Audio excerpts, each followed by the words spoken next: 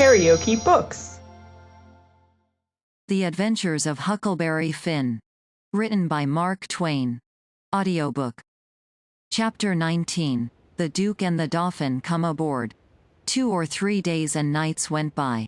I reckon I might say they swum by. They slid along so quiet and smooth and lovely. Here is the way we put in the time. It was a monstrous big river down there, sometimes 1.5 miles wide. We run nights, and laid up and hid daytimes. Soon as night was most gone we stopped navigating and tied up, nearly always in the dead water under a towhead, and then cut young cottonwoods and willows, and hid the raft with them. Then we set out the lines. Next we slid into the river and had a swim, so as to freshen up and cool off. Then we sat down on the sandy bottom where the water was about knee-deep, and watched the daylight come. Not a sound anywheres, perfectly still, just like the whole world was asleep, only sometimes the bullfrogs a-cluttering, maybe. The first thing to see, looking away over the water, was a kind of dull line. That was the woods on t'other side. You couldn't make nothing else out. Then a pale place in the sky. Then more paleness spreading around. Then the river softened up away off, and warn't black any more, but gray. You could see little dark spots drifting along ever so far away. Trading scows, and such things, and long black streaks. Rafts. Sometimes you could hear a sweep squeaking, or jumbled up voices. It was so still, and sounds come so far, and by you could see a streak on the water, which you know by the look of the streak that there's a snag there in a swift current which breaks on it and makes that streak look that way. And you see the mist curl up off of the water, and the east reddens up, and the river, and you make out a log cabin in the edge of the woods, away on the bank on t'other side of the river, being a woodyard, likely, and piled by them cheats so you can throw a dog through it anywheres. Then the nice breeze springs up, and comes fanning you from over there, so cool and fresh and sweet to smell on account of the woods and the flowers. But sometimes not that way, because they've left dead fish laying around, gars and such, and they do get pretty rank. And next you've got the full day, and everything smiling in the sun. A little smoke couldn't be noticed now, so we would take some fish off of the lines and cook up a hot breakfast. And afterwards we would watch the lonesomeness of the river, and kind of lazy along, and by lazy off to sleep. Wake up by and look to see what done it, and maybe see a steamboat coughing along upstream, so far off towards the other side you couldn't tell nothing about her, only whether she was a stern wheel or side wheel. Then for about an hour there wouldn't be nothing to hear nor nothing to see, just solid lonesomeness.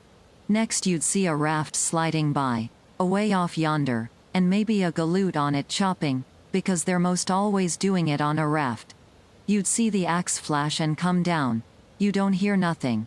You see that axe go up again, and by the time it's above the man's head then you hear the ka-chunk. It had took all that time to come over the water. So we would put in the day, lazying around, listening to the stillness. Once there was a thick fog, and the rafts and things that went by was beating tin pans so the steamboats wouldn't run over them. A scow or a raft went by so close we could hear them talking and cussing and laughing, heard them plain. But we couldn't see no sign of them. It made you feel crawly. It was like spirits carrying on that way in the air. Jim said he believed it was spirits, but I says, no, spirits wouldn't say, durn the durn fog. Soon as it was night out we shoved. When we got her out to about the middle we let her alone, and let her float wherever the current wanted her to. Then we lit the pipes, and dangled our legs in the water, and talked about all kinds of things. We was always naked, day and night, whenever the mosquitoes would let us.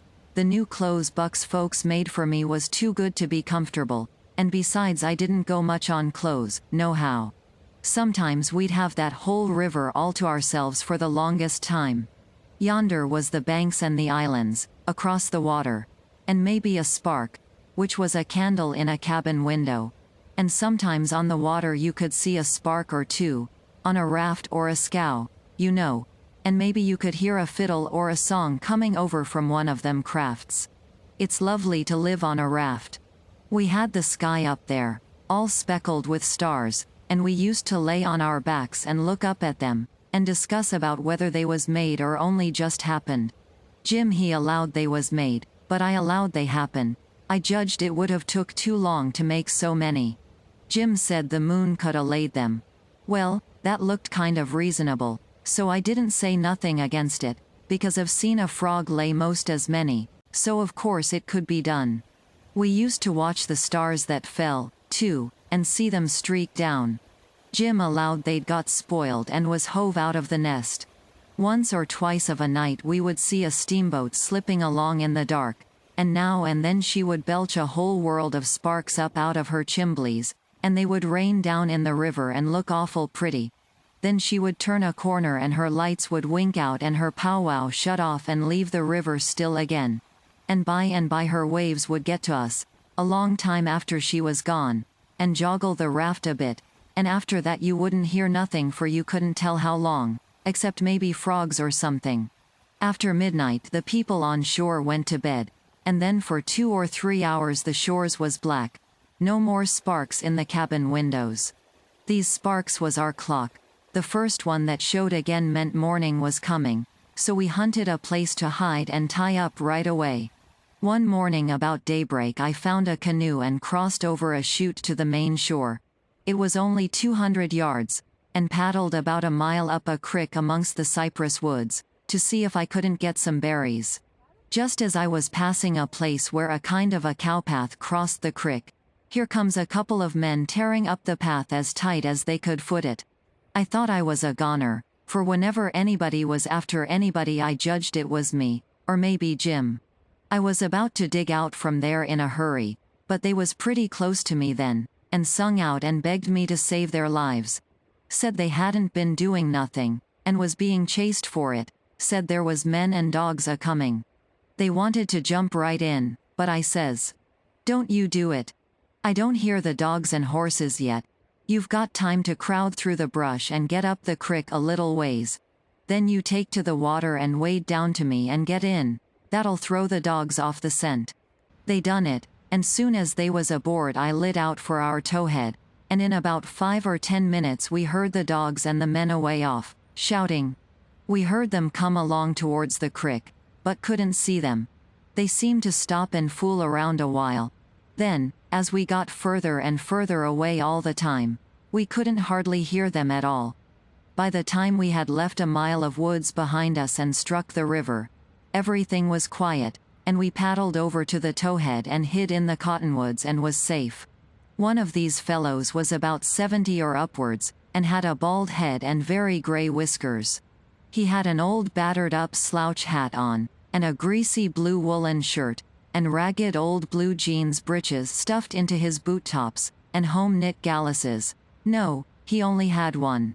He had an old long-tailed blue jeans coat with slick brass buttons flung over his arm, and both of them had big, fat, ratty-looking carpet bags. The other fellow was about 30, and dressed about as ornery. After breakfast we all laid off and talked, and the first thing that come out was that these chaps didn't know one another. "What got you into trouble?" says the bald head to t'other chap. "Well, I'd been selling an article to take the tartar off the teeth, and it does take it off, too, and generally the enamel along with it. But I stayed about one night longer than I ought to, and was just in the act of sliding out when I ran across you on the trail this side of town, and you told me they were coming, and begged me to help you to get off. So I told you I was expecting trouble myself, and would scatter out with you. That's the whole yarn. What's yourn?" Well, I'd been a-running a little temperance revival thar 'bout a week, and was the pet of the women folks, big and little, for I was makin' it mighty warm for the rummies, I tell you, and talkin' as much as $5 or $6 a night, 10 cents a head, children and niggers free, and business a-growin' all the time, when somehow or another a little report got around last night that I had a way of puttin' in my time with a private jug on the sly. A nigger rousted me out this mornin', and told me the people was getherin' on the quiet with their dogs and horses, and they'd be along pretty soon and give me 'bout half an hour's start, and then run me down if they could, and if they got me they'd tar and feather me and ride me on a rail, sure. I didn't wait for no breakfast, I warn't hungry. Old man, Said the young one, I reckon we might double team it together. What do you think? I ain't undisposed. What's your line, mainly? Jour printer by trade. Do a little in patent medicines. Theater actor, tragedy, you know. Take a turn to mesmerism and phrenology when there's a chance. Teach singing geography school for a change. Sling a lecture sometimes. Oh, I do lots of things. Most anything that comes handy, so it ain't work. What's your lay? I've done considerable in the doctoring way in my time. Layin' on o' hands is my best holt, for cancer and paralysis, and sich things, and I can tell a fortune pretty good when I've got somebody along to find out the facts for me. Preachin's my line, too, and workin' camp meetin's, and missionaryin' around. Nobody never said anything for a while. Then the young man hove a sigh and says, Alas! What re you alassin' about? Says the bald head.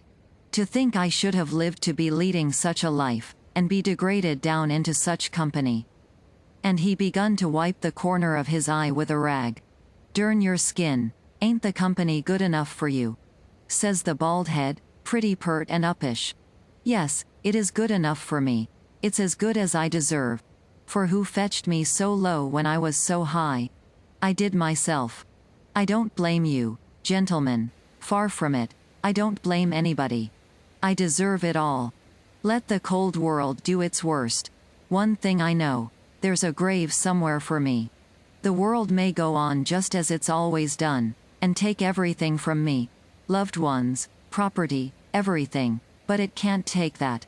Someday I'll lie down in it and forget it all, and my poor broken heart will be at rest. He went on a wiping. Draught your poor broken heart, says the bald head. What are you heaving your poor broken heart at us for? We hain't done nothing. No, I know you haven't. I ain't blaming you, gentlemen. I brought myself down. Yes, I did it myself. It's right I should suffer, perfectly right. I don't make any moan. Brought you down from war? War was you brought down from? Ah, you would not believe me. The world never believes. Let it pass, 'tis no matter.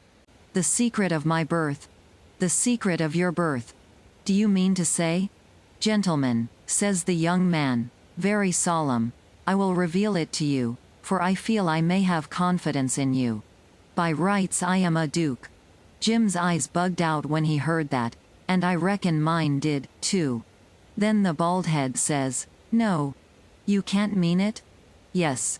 My great-grandfather, eldest son of the Duke of Bridgewater, fled to this country about the end of the last century, to breathe the pure air of freedom.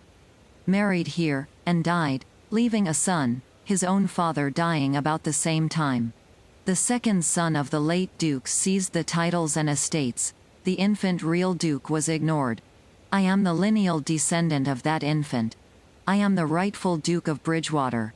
And here am I, forlorn, torn from my high estate, hunted of men, despised by the cold world, ragged, worn, heartbroken, and degraded to the companionship of felons on a raft.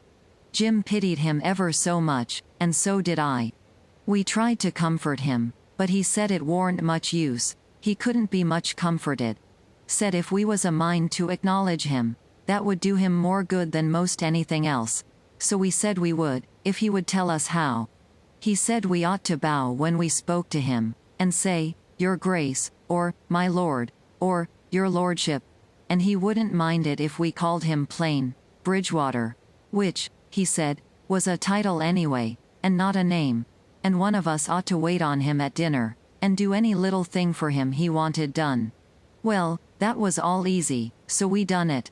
All through dinner Jim stood around and waited on him, and says, Will yo, Grace have some o' dis or some o' dat?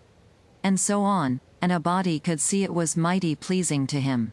But the old man got pretty silent by and by, didn't have much to say, and didn't look pretty comfortable over all that petting that was going on around that Duke. He seemed to have something on his mind. So, along in the afternoon, he says, Lukey here, Bilgewater, he says, I'm nation sorry for you, but you ain't the only person that's had troubles like that. No? No, you ain't. You ain't the only person that's been snaked down wrongfully out in a high place. Alas. No, you ain't the only person that's had a secret of his birth. And, by jings, he begins to cry. Hold. What do you mean? Bilgewater, can I trust you? Says the old man, still sort of sobbing. To the bitter death, he took the old man by the hand and squeezed it, and says, that secret of your being, speak. Bilgewater, I am the late Dauphin. You bet you. Jim and me stared this time. Then the Duke says, you are what? Yes, my friend, it is too true. Your eyes is lookin' at this very moment on the poor disappeared Dauphin, Louis XVII, son of Louis XVI and Mary Antoinette. You. At your age. No. You mean you're the late Charlemagne. You must be 600 or 700 years old, at the very least. Trouble has done it, Bilgewater, trouble has done it. Trouble has brung these grey hairs and this premature balditude. Yes, gentlemen, you see before you, in blue jeans and misery, the wanderin', exiled, trampled on, and sufferin' rightful King of France. Well, he cried and took on so that me and Jim didn't know hardly what to do. We was so sorry, and so glad and proud we'd got him with us, too. So we set in, like we done before with the Duke, and tried to comfort him. But he said it warn't no use, nothing but to be dead and done with it all could do him any good. Though he said it often made him feel easier and better for a while if people treated him according to his rights, and got down on one knee to speak to him, and always called him, Your Majesty, and waited on him first at meals, and didn't set down in his presence till he asked them. So Jim and me set to majestying him, and doing this and that and t'other for him, and standing up till he told us we might set down. This done him heaps of good, and so he got cheerful and comfortable. But the Duke kind of soured on him, and didn't look a bit satisfied with the way things was going. Still, the king acted real friendly towards him, and said the Duke's great-grandfather and all the other Dukes of Bilgewater was a good deal thought of by his father, and was allowed to come to the palace considerable. But the Duke stayed huffy a good while, till by and by the king says, like as not we got to be together a blamed long time on this raft, Bilgewater, and so what's the use o' your bein' sour? It'll only make things uncomfortable. It ain't my fault I warn't born a duke, it ain't your fault you warn't born a king, so what's the use to worry? Make the best o' things the way you find 'em, says I, that's my motto. This ain't no bad thing that we've struck here. Plenty grub and an easy life. Come, give us your hand, Duke, and le's all be friends. The Duke done it, and Jim and me was pretty glad to see it. It took away all the uncomfortableness and we felt mighty good over it, because it would have been a miserable business to have any unfriendliness on the raft. For what you want, above all things, on a raft, is for everybody to be satisfied, and feel right and kind towards the others. It didn't take me long to make up my mind that these liars warn't no kings nor dukes at all, but just low-down humbugs and frauds. But I never said nothing, never let on. Kept it to myself. It's the best way. Then you don't have no quarrels, and don't get into no trouble. If they wanted us to call them kings and dukes, I hadn't no objections, long as it would keep peace in the family, and it warn't no use to tell Jim, so I didn't tell him. If I never learnt nothing else out of Pap, I learnt that the best way to get along with his kind of people is to let them have their own way. KaraokeBooks.